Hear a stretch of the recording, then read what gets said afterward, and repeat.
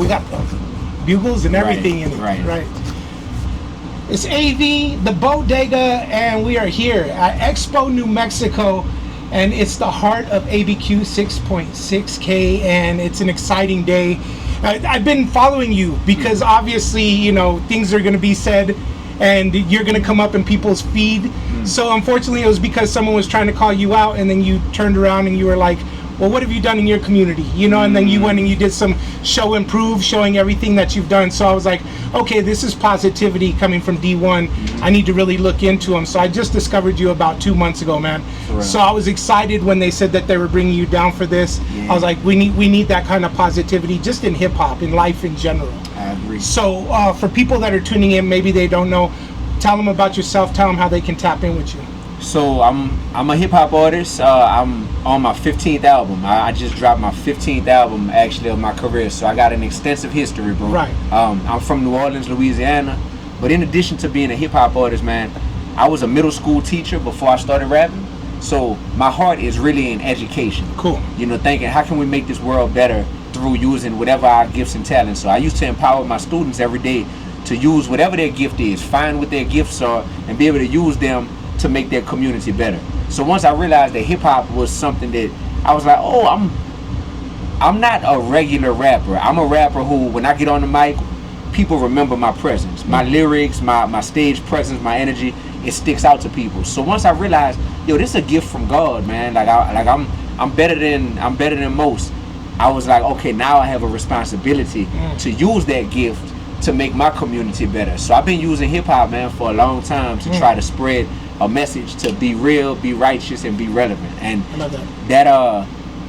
that speaks to some people, and that excites some people because they're like, yeah, that's that real hip hop. We need that. But it offends other people who feel like, man, by you shining your light, it's exposing our darkness, you know, and they don't like that. Yeah. But I try to tell people, although me shining my light might expose your darkness, you're not the problem. You know, it's just the mindset that has you using your gift for greedy purposes, for selfish purposes, to glorify negativity. Like, you're not the problem. It's just a mindset switch that you need. And then use your same gifts, use that same talent that you have, but use it in a way that's gonna make this world a better place, instead of just a way that's gonna poison people's minds but fatten your pockets. Because that's kind of selfish, bro. Yeah. That's really selfish. And for one example that I ran into is, you have an anti-strip club song that's getting played inside of the strip club. Talk to us about, like, you know what I mean? I'm trying to figure this one out. Wrap my hand around it. Yeah, exactly. So I did an anti-strip club song. It's called Shut 'Em Down.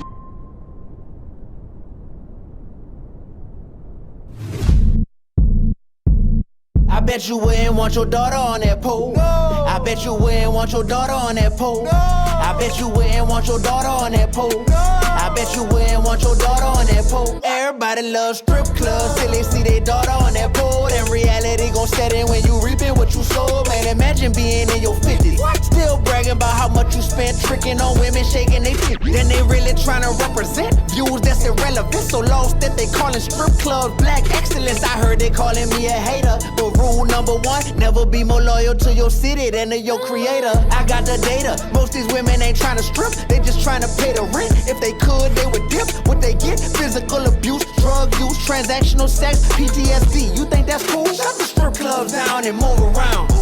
Talking about you protecting black women, you's a clown. Shut the strip clubs down and move around. I did it in response to the Atlanta Hawks NBA basketball team was about to have a strip club themed night at an NBA game where kids were gonna be at.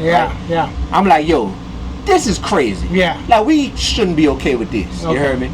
So me speaking out against it, bro, I got a lot of backlash. I got a lot of support, but a lot of people were very loud saying, man, this dude is a hater. Man, this dude, you know, he don't deserve to have any support. Like, he don't deserve to even be in our city. You know, a lot of people got mad.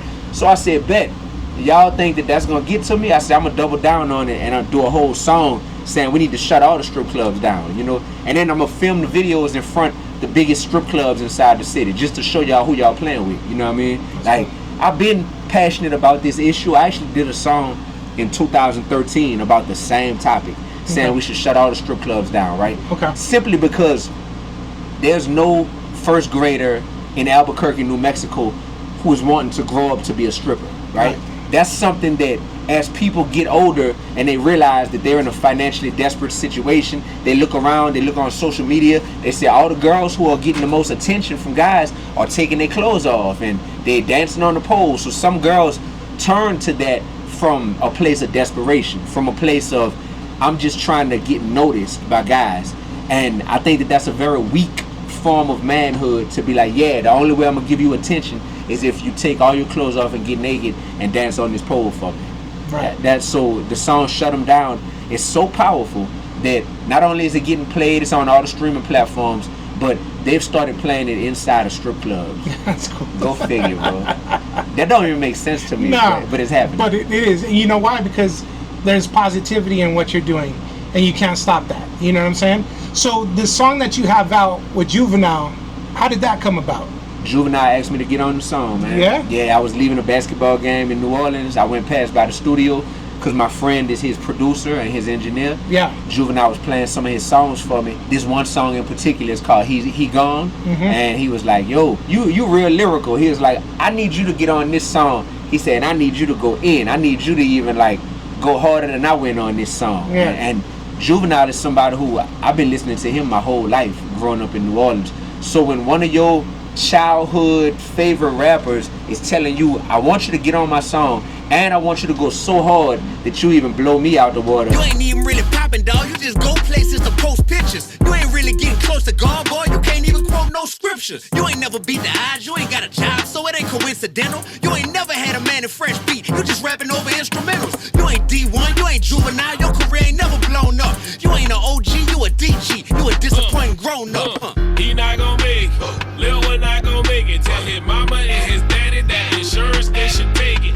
I'm like, and it's kind of hard to blow Juvenile out the water because Juvie is one of the most lyrical, talented artists that we've ever seen. Especially after Versus, he got a whole new rejuvenation, a whole new power behind him. Yeah, for sure. So I hopped on the track and I did what I did, and you know, I'm not gonna lie, I was curious. I was like, is he gonna get Juvie's stamp of approval? Right. Because he is not an easy person to impress, bro. Right. Juvenile is not a yes man. He'll tell you real quick. He'll be like, that ain't it. I don't like it, you know. Right. But he said, man, you snapped on that. You killed it. I remember when he texted me back and told me that, and that's all I needed to know. So we shot the music video, and I'm on this new album. That's dope. The name of the song is He Gone, and the name of the album is Boiling Point. So I'm on there. You know? Dope. That's big, bro. Being a young artist coming from New Orleans, to be on a Juvenile album, that ain't nothing that we take for granted. That's kind of like some legendary stuff. I feel like the movement you're making is real grassroots,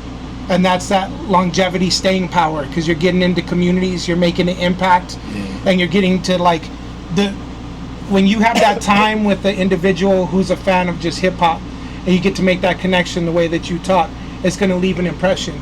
So, you know, I see you having many, many more years. You talked about 15 albums that you've had.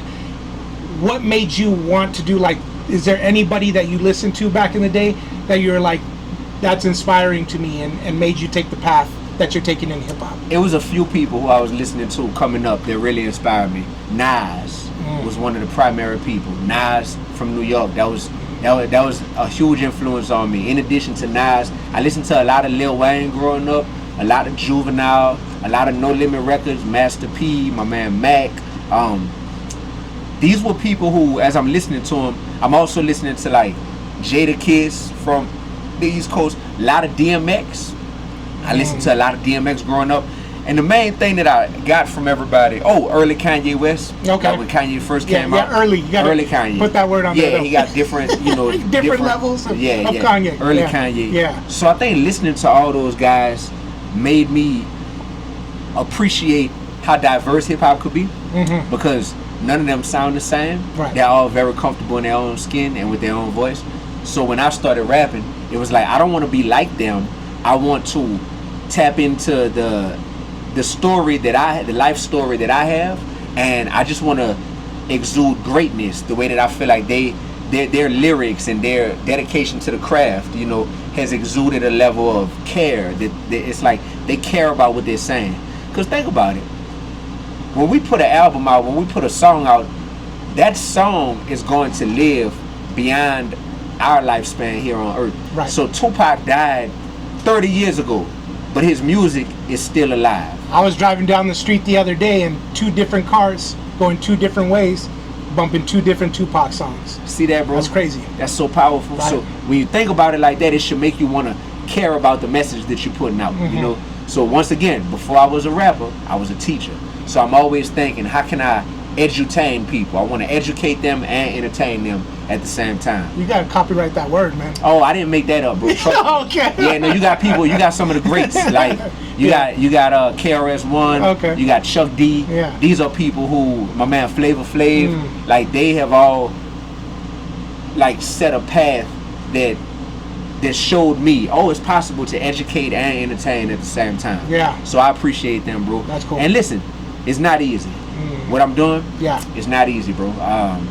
That's why I think I'm so humble and so grateful, because this path is hard, bro. It's like people get mad at me for trying to push positivity, for trying to push negativity out of our community, for saying, hey, y'all can do better, bro. Like, I don't hate you, but I do hate that message that you're putting out there that's impacting our kids. Yes. And you know, I get a lot of opposition for saying that type of stuff, and my music has to be undeniable because people want to find a reason to belittle what I'm doing or try to ignore what I'm doing. So I gotta be so active, and I gotta have such a presence that even if they don't like me, they can't deny me. Right. And that's the goal, because I understand that at this point, like I'm already successful by the grace of God. Like I've already eclipsed every goal I set for myself.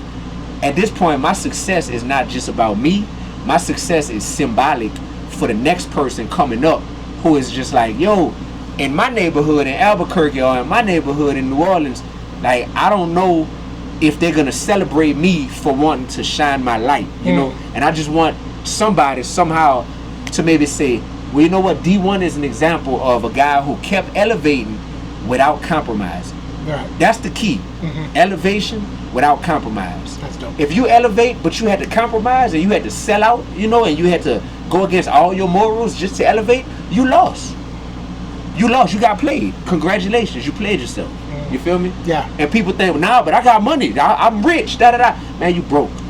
You broke morally. You broke. Your spirit is broken, and you can hide it all you want to, but you got to get in costume every day when you go out there in the streets. You know what I'm saying? I get to be myself. You're not interviewing D1 right now. You're interviewing David. You hear me? D1 is a stage name because I needed a stage name, but this is David off Dwyer Road in New Orleans. That's dope. Yeah, bro. So that right there, at this point, I want my success and I want my visibility to just symbolize the realm of possibility for other people. Like, yo, it's possible. Yeah, you planting seeds. That's it. And that's what's beautiful is we have a lot of positive artists out there that have continued, and you named a lot of them, you know, that have continued to stick to their guns and put a positive message out, and look at what it inspired. Yeah. And in 10 more years, 15 more years, look at what you're going to inspire. There you go, bro. It's so many, bro. It's not just me. It's Lupe Fiasco. It's Murs. It's Common. You know what I'm saying? It's so many. It's Dead Prez. It's so many people who I grew up, and in some way, shape, or form, when I cross paths with their music or cross paths with them, it's Mos Def. You know, it's Brother Ali. It's so many people that I was like, man, okay, I see myself in them. I'm gonna tell you the truth. A lot of the people who I listened to the most growing up, I didn't really see myself in them. Maybe we from the same city, but I didn't see myself in them in terms of their lyrical content, right? I was just attracted to the gift. If you're great at what you do, even if you're great at doing negative stuff, it's gonna get people's attention. Right. You feel me? Like if you're great at disrespecting people, the fact that you're great at it is still gonna make people be like, yo, it's hard to ignore that person. Right. So I was attracted to a lot of stuff that I didn't really see myself in, because I grew up, man, my family kept me pretty grounded and focused on being a good student, on being a good member of the community, and on having a relationship with God, you know, that I kept at the forefront of everything. So when I started to notice there are different artists in the game who I see myself in, that became beautiful. And now all these people who I named, by the grace of God, these are my friends and my peers, and they're part of my circle now. Lupe Fiasco, that's a brother to me. Brother Ali, that's a brother to me. Murs, that's a brother to me. We all got music together. We've toured together. You know what I'm saying? Chuck D and Flavor Flav, Public Enemy. Those are brothers. That's family to me.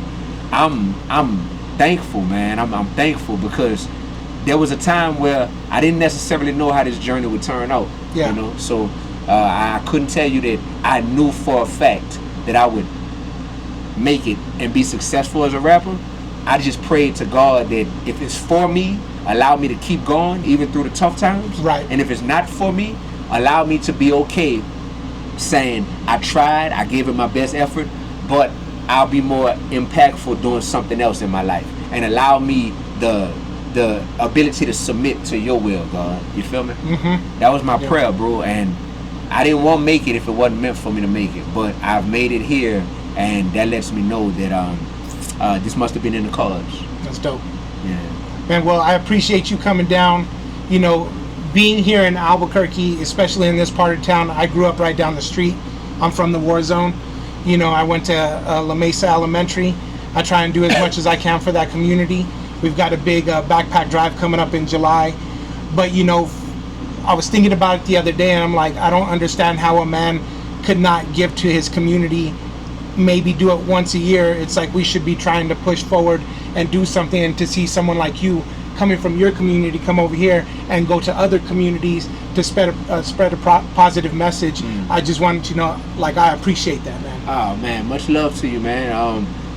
This whole world is one big community, you know, so I'm never gonna be selfish with my gifts and say my gifts are reserved for just my community or something like that. Yeah. It's like, no, I'm out here and I feel like this is my community. That's why I didn't want to just come to town, hop on stage, do my set for an hour and then leave. No, I got here a day early so that I could explore the city, so that I could wake up and do a 6.6K this morning and run in the Heart of Albuquerque run walk, the race.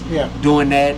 Probably gonna go to a soccer game tonight, you know what I mean? Like just exploring the community, because most importantly there's people in this community, and people have so much in common that we don't give ourselves credit for. We look at skin color, we look at geographic location, and we look at external things, and oftentimes that makes us not even interact, you know? When, man, one encounter with another human being, when it's done in the right spirit, that can change the course of your life forever. For sure. You feel me? Yes. So that's why I'm here, man, to make myself available, make myself accessible, and make impact. Love that, man. I've had a dumb smile on my face because we need this kind of message. You know what I'm saying? I'm an older cat. I know you're way younger than me, so I appreciate that, man. So if you guys can take the time out, and you have not yet, please go and support this man, whether it's streaming or sharing. Do something. D1, just let them know how they can get at you one more time. Please. Thank y'all for watching this. If you're watching this interview, if you're listening to this interview, you can follow me online. All my social media handles are D1 Music, DEE, the number 1 Music, on all social media platforms. I have a podcast that's dropping starting on June 2nd. It's called The Shift. We got the whole first season shot already with amazing guests, and it's gonna be powerful. So check my podcast out. That'll be on my YouTube channel, D1 Music, DEE, the number 1 Music. My 15th album called The Shift is out as well.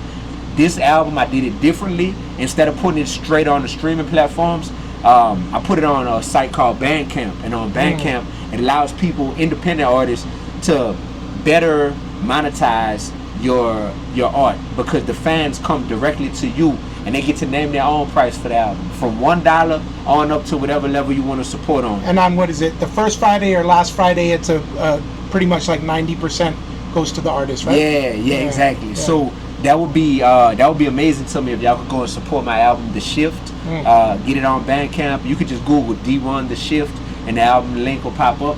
I'm on a mission to move 10,000 digital pre-orders for the album. So when you pre-order the album, you get 5 tracks instantly, and then we'll drop the rest of the album when we hit our mark, when we hit 10,000. So dope. We're working our way up, but we could use all of y'all's support for real. Let's go support him, Southwest. Thank you so much, D1. Thank you, Appreciate brother. you, bro. Appreciate you. Yes, Love. sir. It's the Bodega. It's your boy AV.